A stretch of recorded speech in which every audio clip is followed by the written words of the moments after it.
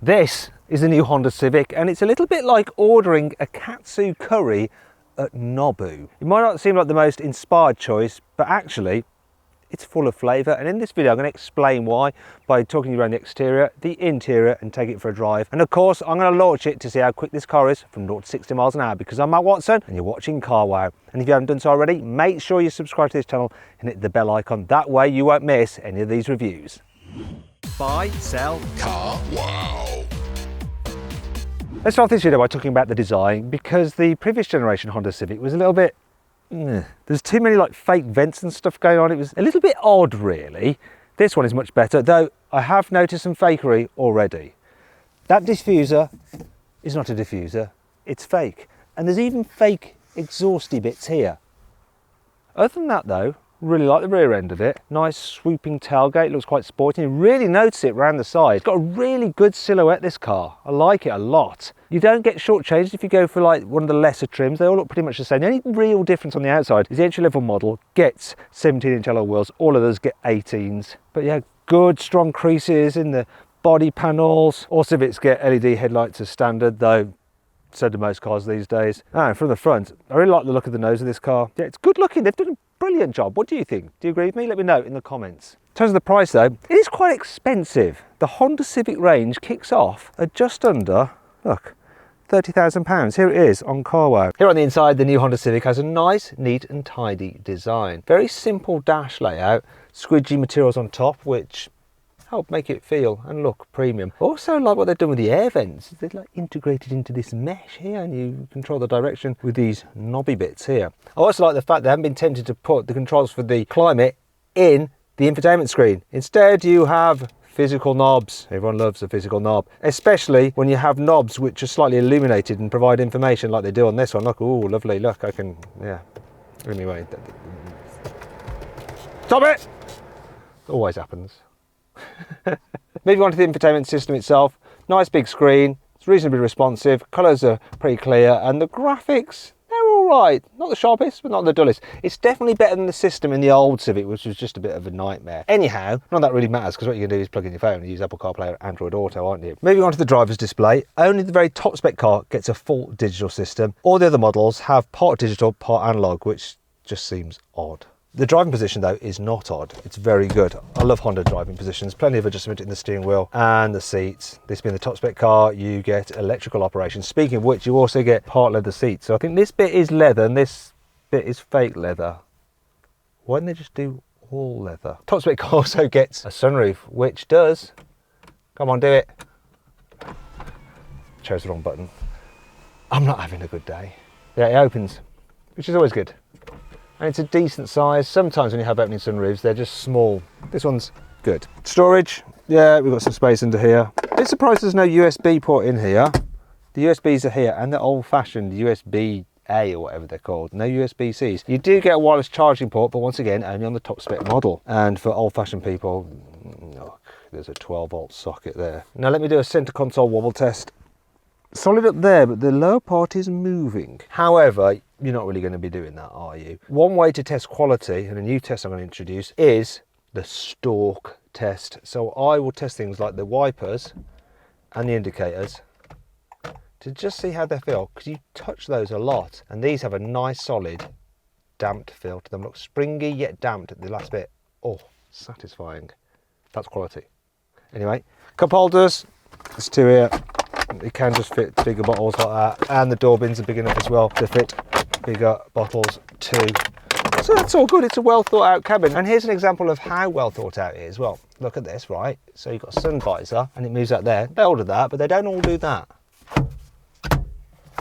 See, they've thought about this, Honda have, and they've created a nice, sensible, easy car to live with. Here in the back, knee room is good. That seat's in my driving position. Headroom though, if I sit up straight, look, I've got that much space. People over 6 foot will find it quite tight for headroom. Now there is this lump in the floor which does eat into foot space if you count 3 in the back at once. However, this car is actually quite wide, so even with 3 adults in the back, there's enough shoulder room. The issue is for the people on the outer 2 seats, they end up hitting their head on this sloping roofline which curves inwards. It is easy when it comes to fitting a baby seat in this car though. So there's plenty of space to get the child seat through the door, and there's enough space back here to have a bulky rear facing seat as well without having to push the passenger chair forward at all. I like that. We've also got two USB ports here, once again, showing they're not USB-C. Big door pockets and decent sized door bins. There's also an armrest which folds down here with a couple of cup holders there. They're quite shallow, so unless you really wedge your bottle in, it's going to drop out. There is one thing that's missing though. There is no through loading at all. Shame. Now let's check out the boot. So the capacity is 410 litres, which is bigger than the boot on a Kia Ceed, a Toyota Corolla, a Ford Focus, a Volkswagen Golf, pretty much any car apart from the unfeasibly large booty of the Skoda Octavia. Bit of an issue though, there is a bit of a load lip to lift things over, so if your suitcase is really heavy, oh no, you might end up doing that and scratching like the bumper and then getting really mad and then just hurling your heavy suitcase. I don't know why that makes me so angry. Maybe I need to go seek some help. Anyway, underneath here there is a bit of storage. It looks like it's been recessed for a spare wheel, which you don't get at all in the United Kingdom. Odd. There's some tie down points here. Up! Another one over there, a couple there, there. You've got your 12 volt socket there. That's all good. And then when you fold down the seats, which is quite easy to do, you don't have a completely flat floor. Oh, now I've got to go get my suitcase, bear with me. Why do I do this? I know I shouldn't do this. I need to stop it. Oh. Oh.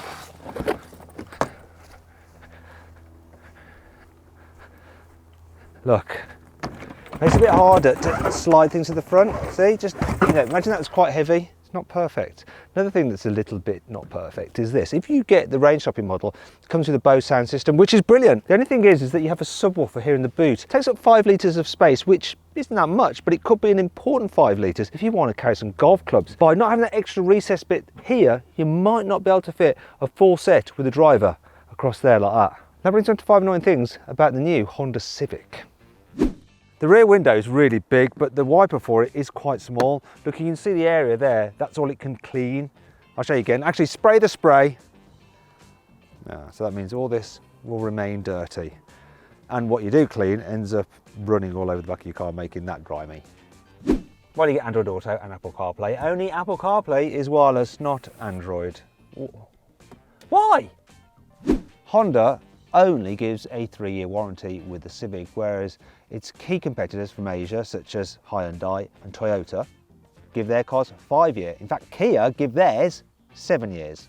The glove box looks massive on the outside. Look at the cutout for it. But check this out. For some reason, the door is padded, so it's not quite as deep or as useful as you might think.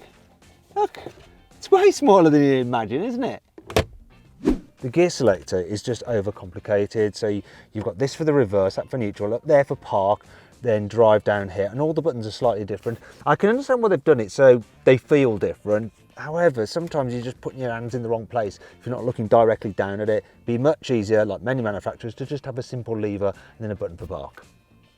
Don't worry, there's still plenty to like about this car. Here's the CarWow 5 cool features. There are 4 different regen modes for when you lift off the accelerator for putting energy back into the battery. So you can increase the rate at which the car slows down by pulling on the paddle 1, 2, 3, 4 times to get the maximum. And to reduce it again, you just use the plus pedal. Not all normal, sensible family cars have a driving mode selector, but this does, look. So you've got economy, you've got normal, and you've got sport. But this goes one better. It has a customizable mode. Look at that. You can actually mix and match the different settings, just as you like it. Honda has the cleverest load cover. Look at this. It's retractable, and it's so easy to remove, which means it's simple to store. It's very light, so you can throw it easily as well. It even comes back to you. Ow!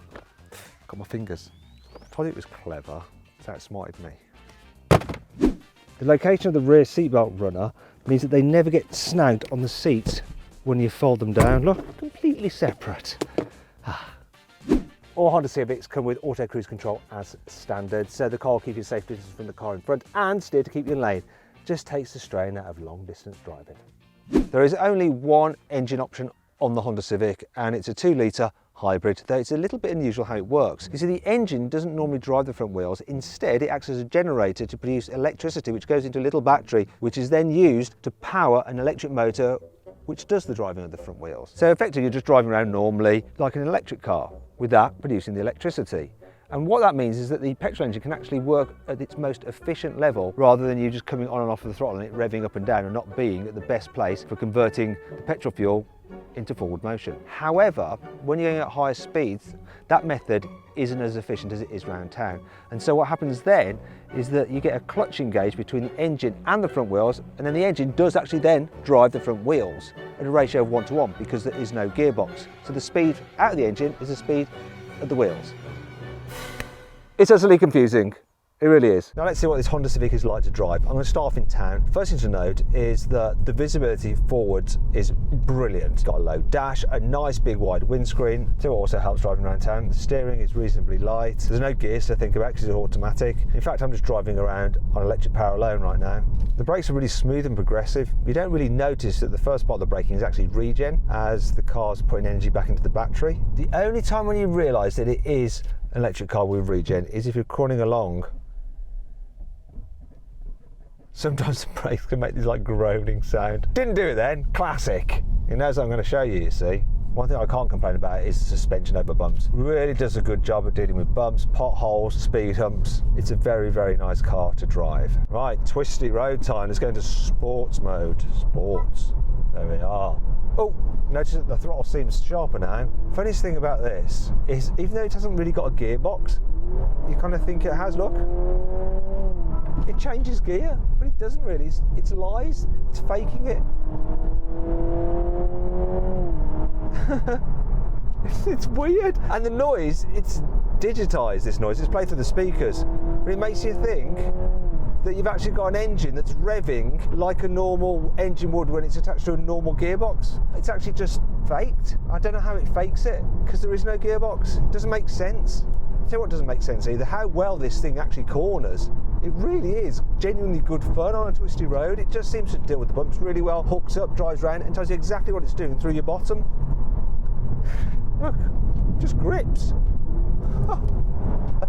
And it makes a decent noise, even though it's fake and I know it's just lying to me. I don't mind being lied to, not on this occasion. Actually, I'm going to show you that whole acceleration thing again because it's just weird. So, overtake the car in front.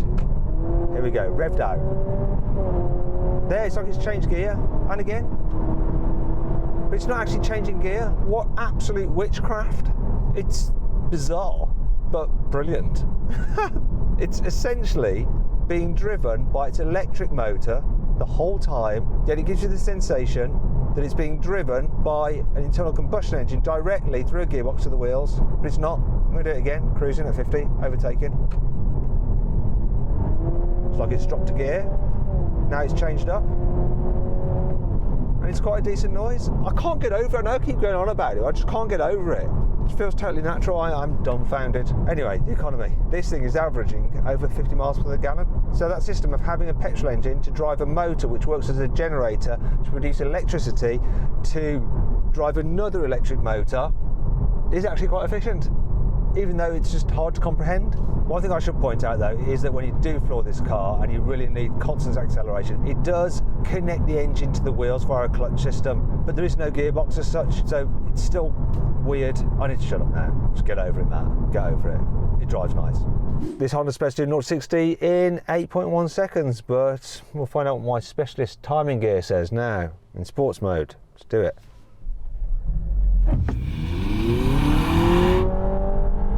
It's so weird the way it revs like that.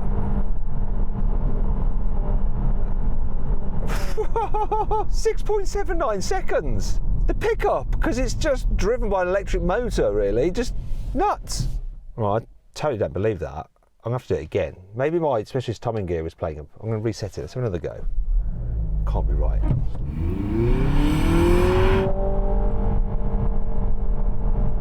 Sounds quick. 6.93 that time. I can't believe it's doing sub 7 seconds. Who knew?